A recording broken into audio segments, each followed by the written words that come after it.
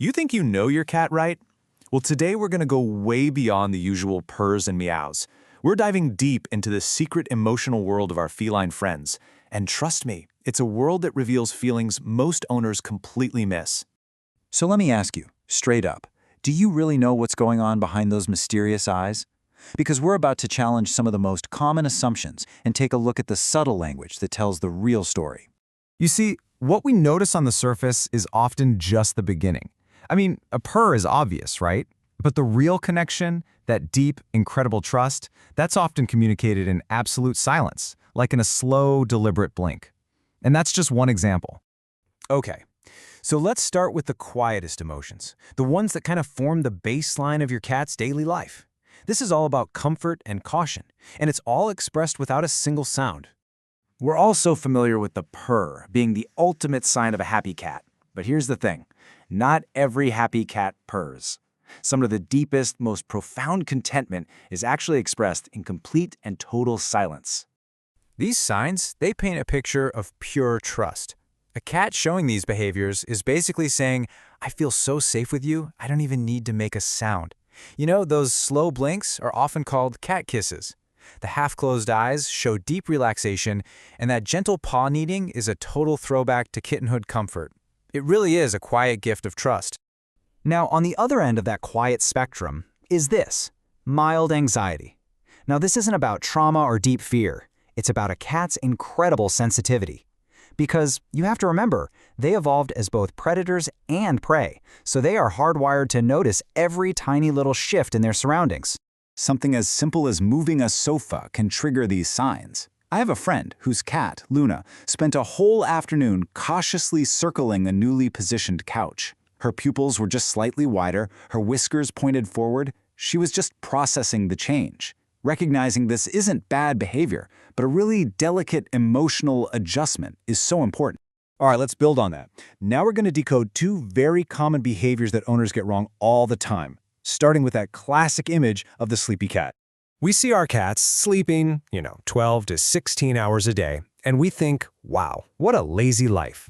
But what if that marathon napping session isn't really about rest at all? What if it's a quiet cry for something more? This is one of the most overlooked emotions for sure.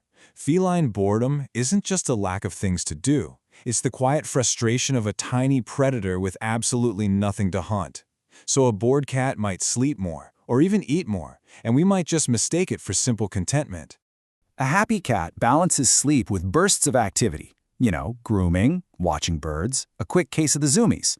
But a bored cat often falls into this dull rhythm of just sleep, eat, repeat. The solution? Enrich their world. Rotate their toys, use puzzle feeders, or just schedule 10 minutes of dedicated playtime. It can make all the difference. Okay, let's look at another tricky one. You're playing with your cat, everything seems great, and then suddenly, bam, they bite your hand. It feels like aggression, but often it's something else entirely, frustration. To understand this, we have to go back to their natural instinct. Every single play session is a simulated hunt. There's the stalk, the chase, the pounce, but the most important part, the part that brings all the satisfaction, is that final step, the catch. If the toy is always just out of reach, or if the game just ends too abruptly, that hunting cycle is left incomplete, and that creates a buildup of frustrated energy. The solution is so simple. Always let your cat win at the end of playtime. Let them catch that toy, pin it down, and feel the victory. So now, let's dive into the really complex stuff. How cats navigate their social world with us and other pets. This is where we see some surprisingly human-like emotions, like jealousy and empathy. Oh yeah, cats get jealous. It's not the complex, dramatic emotion we feel, but it's a real instinctual response. When they feel like another creature is getting a resource they value, your affection, your lap, their favorite spot, they will act to reclaim it. And this jealousy often shows up in really subtle ways. It's not always a hiss or a swat. It can be that gentle but firm placement of their body right on your keyboard, or how they wedge themselves between you and the dog. It's their way of saying, hey, remember me.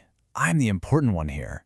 Instead of seeing jealousy as a negative behavior, try to see it for what it is. It's proof of your bond. Your cat values your attention so much that they're literally afraid of losing it. And that's a pretty powerful connection. Now for something truly profound. Have you ever had a terrible day? You sink onto the couch and your cat immediately comes to curl up on your chest? Well, that's probably not a coincidence. Cats are incredibly perceptive, and they can actually mirror our own emotional state. Seriously, studies have shown that cats pick up on our tone of voice, our body language, even our scent. When we're stressed, they might become tense or even go hide.